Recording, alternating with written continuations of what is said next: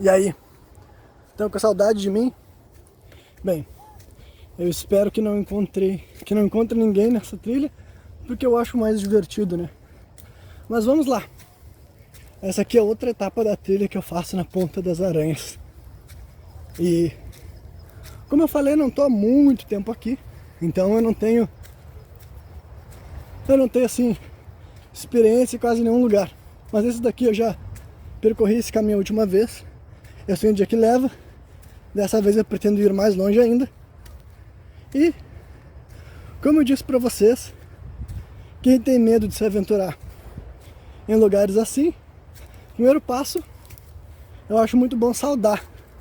Salve todo o povo da mata, todo espírito da natureza, caboclo, curupira, saci, caipora, elfo, não importa. Espíritos em gerais, espíritos elementais, de vibração ruim, de vibração boa, vibração caótica, neutra, livre.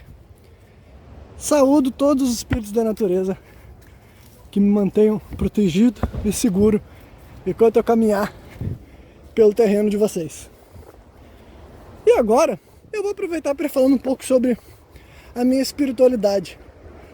Para não assustar muito vocês, eu vou começar pelo começo.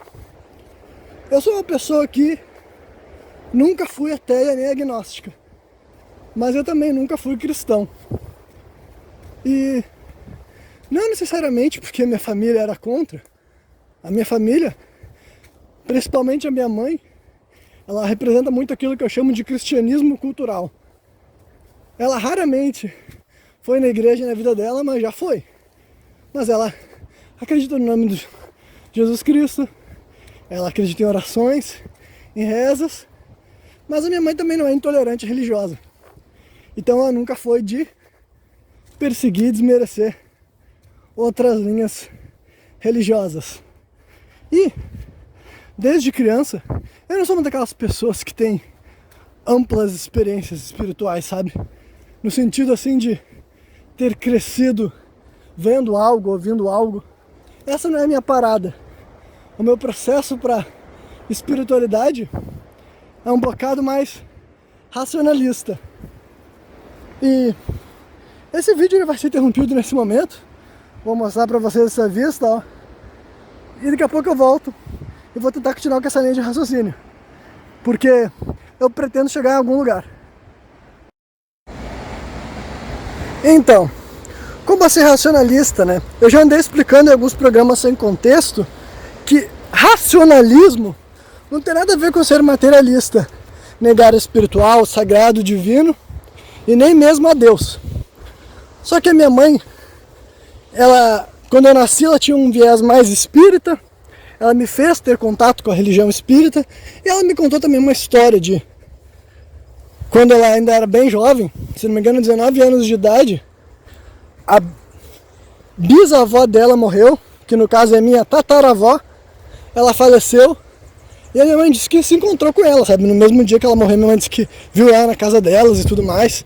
E ela surtou, ela teve uma espécie assim de surto de pânico. E a minha bisavó, que no caso era a avó da minha mãe, filha da senhora que tinha acabado de morrer, também era médium, também era espírita, e ela realizou um procedimento comum para as pessoas que são espiritualizadas, que é de selar a pessoa, sabe? Sente que a pessoa não vai conseguir lidar racionalmente com o que está sendo apresentado para ela, e com medo que acontecesse algo pior, que a minha mãe realmente falou de ideações suicidas, etc., a minha bisa pegou e selou pra ela. E desde então minha mãe nunca mais enxergou nada. E eu não sei se ela ouve coisas, mas ela também não me comenta. Enxergar ela nunca mais viu. E daí, como eu disse, eu racionalizando isso desde pequeno, sabe? Eu não ouvia essas histórias e achava que a mãe ela era louca ou mentirosa. E a minha bisa também, eu conheci ela como uma médium espírita. Ela era uma daquelas velhas benzedeiras, sabe? Aquelas velhas que as pessoas da vizinhança traziam os filhos, os sobrinhos, os netos para se benzer, etc. Daquelas que tinha álcool com ervas e tudo mais. Esse tipo de pessoa. Mas ainda na minha infância, como eu falei, eu não tive experiências e eu não me apaixonei, digamos assim, por espiritismo, porque o culto em si eu achava tedioso, né? Considerando que eu era uma criança e tudo mais. E ainda, na minha infância, a gente também foi apresentado para as religiões de matriz africana, né? Umbanda, Quimbanda, Nação, isso falando especificamente do Rio Grande do Sul, que é onde eu nasci. Outros estados do Brasil tem muita presença do candomblé também. Mas enfim, deixando de lado os regionalismos, quando eu tinha uns 10, 11 anos de idade, eu comecei a ser introduzido para o batuque, para as terreiras, para os tambores. E aquilo ali me deixou muito engajado, sabe?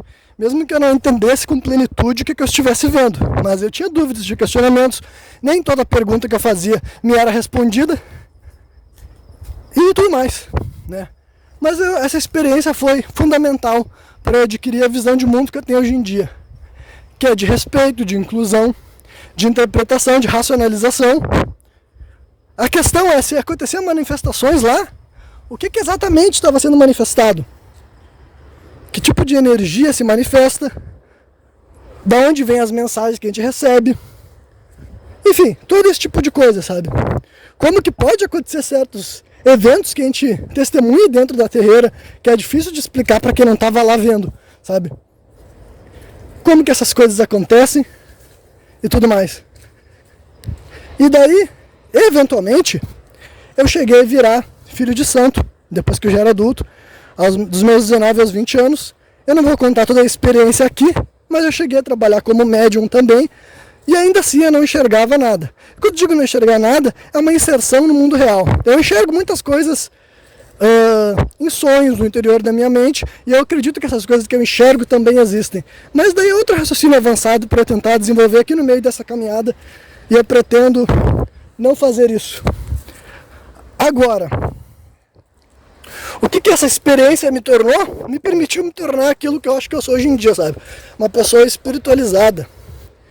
Com isso eu quero dizer que eu acredito na força criadora, no sagrado, no divino, eu até chamo ele de Deus também, mas definitivamente não é o Deus bíblico, o Deus cristão. E eu também não me considero a pessoa que nega a religião cristã. A diferença é que muitos cristãos querem pregar a supremacia religiosa. E para mim o cristianismo é mais uma vertente religiosa, com valor, com sabedoria, com ensinamentos. Porém, todavia, entretanto, contudo, não é o único, não é absoluto, não é o único jeito de salvação, não, sabe? Essa é a visão que eu tenho, pelo menos, com relação ao cristianismo. E falando das outras religiões, não é sobre eu validar todas elas ou acreditar em todas elas.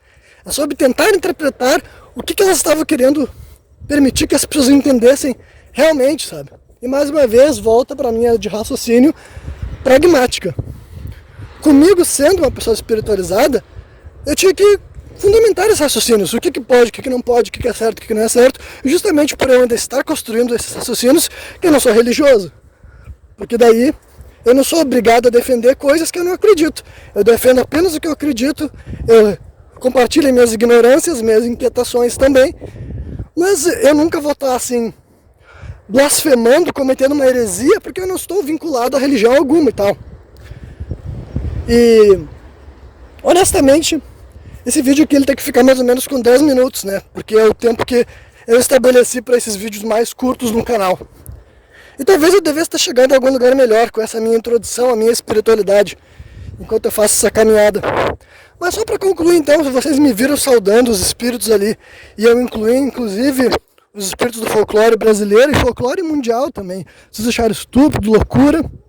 Para mim esses nomes, esses termos, são as palavras que os seres humanos utilizavam para ilustrar a interpretação ou a percepção de que existem seres que habitam as matas. E quando eu digo que eles existem, nem necessariamente eu quero dizer que eles existam de carne e osso. Então quando eu estou falando saci, pererê, curupira, caipora, eu estou utilizando expressões folclóricas para se referir a esses espíritos, que eu acredito e eu respeito, sabe? Como eu falei, acreditar não é achar que eu vou acabar me dando de cara com um homem que tem uma perna só, um homem com as pernas tortas para trás, ou um elfo também, sabe? Ou mesmo espíritos mais sombrios que também são descritos no folclore. Eu acredito nessas histórias. Isso faz parte da minha cosmologia e da minha interpretação também.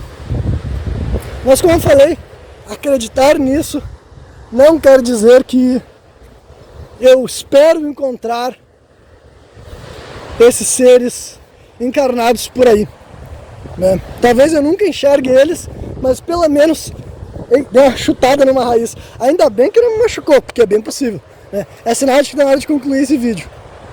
Enfim, eu nem vou falar o que eu ia falar, porque talvez não era uma boa hora para dizer aquilo, né? Bom, mas é isso aí. Quem viu esse vídeo até o final, eu espero que tenha curtido. Logo eu trago mais vídeos nessa métrica. Eu não quero passar de 10 minutos. E eu também, a partir desse caminho, eu não conheço mais nada. Eu quero conhecer pessoalmente. Valeu para todo mundo que me acompanhou. E até a próxima.